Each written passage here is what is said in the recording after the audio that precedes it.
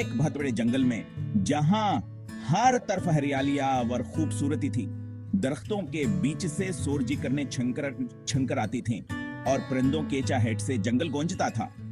एक बहादुर शिकारी रहता था। उसका नाम राजा और वह अपने शिकार के हनर के लिए मशहूर था। राजोन न सिर्फ बहादुर था, बल्कि बहुत ही होशियार और रहमत इंसान भी था। वो हमेशा दूसरों की मदद करने के लिए तैयार रहता था और जंगल के जानवरों का भी ख्याल रखता था। इस जंगल में एक शेर भय रहता था जो बहुत है ताकतवर और नंडर था। इस शेर का नाम शेर खान था और वह अपनी ताकतवर बहादुरी के लिए मशहूर था। शेर खान को सब जंगल का बादशाह है कहते थे। वह जंगल के तमाम जानवरों का मुहाफिज था और सबास की इज्जत करते थे। राजवा अक्सर जंगल में शिकार करने जाता था। वह अपने शिकार के हनर में माहिर था और हमेशा अपने शिकार को बड़ी महारत से पकड़ता था। वह जानवरों का शिकार का रखे अपना पेट पालता था, लेकिन वह कभी भी जरूरत से ज्यादा शिकार नहीं करता था और हमेशा जंगल के कवानीन का एहतराम करता था। राजू का असूल था, कहो हा सिर्फ इतना शिकार करे जितना उसकी जरूरत हो।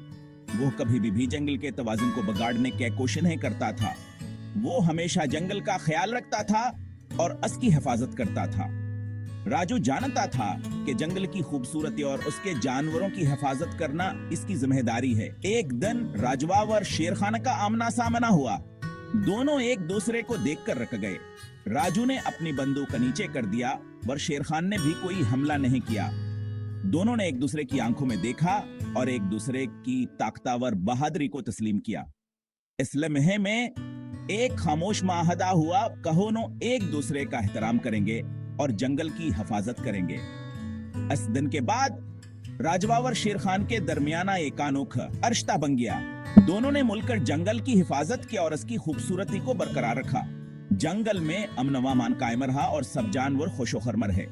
राजवा और शेर खान के दोस्ती ने जंगल को एक नई जिंदगी दिया और सबने मिलकर एक खूबसूरत दुनिया बनाई।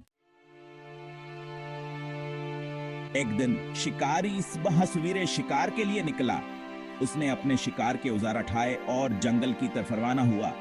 जंगल की खामोशी और सुबह की ताजगी ने इसके दिल को खुशी से भर दिया।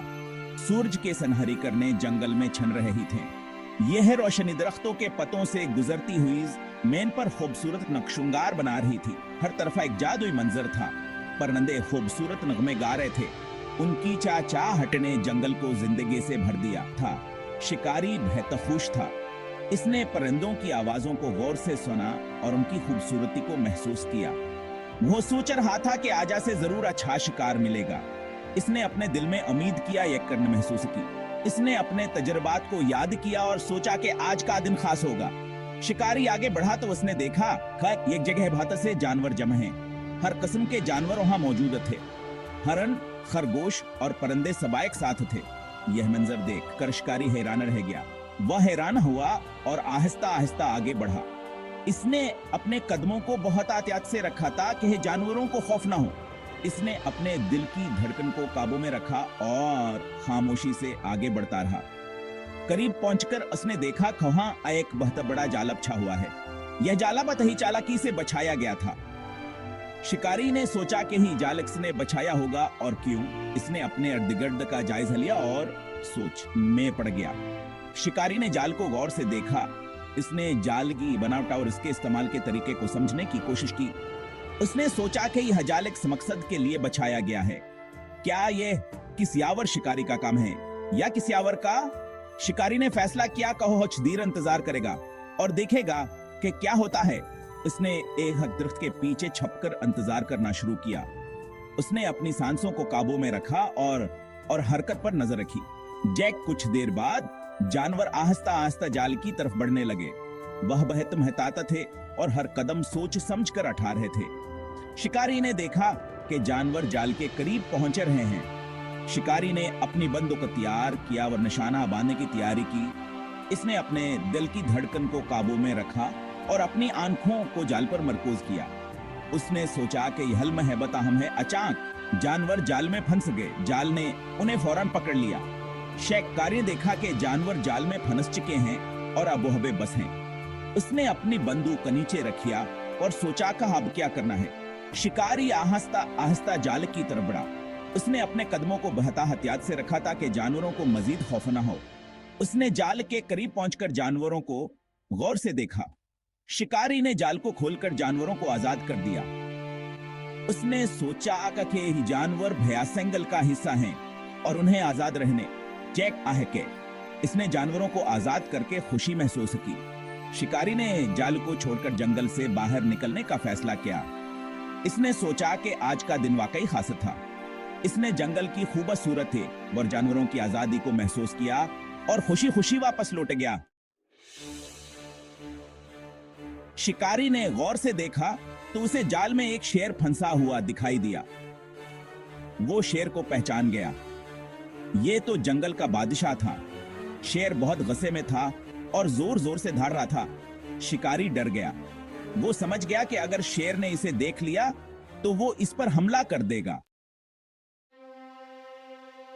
शिकारी थोड़ी देर के लिए वहीं छपकर खड़ा हो गया। इस दौरान इसने शेर की हालत पर तरस आया। शेर दर्द की वजह से कराह रहा था। शिकारी के दिल में रहम आ गया। शिकारी ने हिम्मत करके शेर के पास जाने का फैसला किया।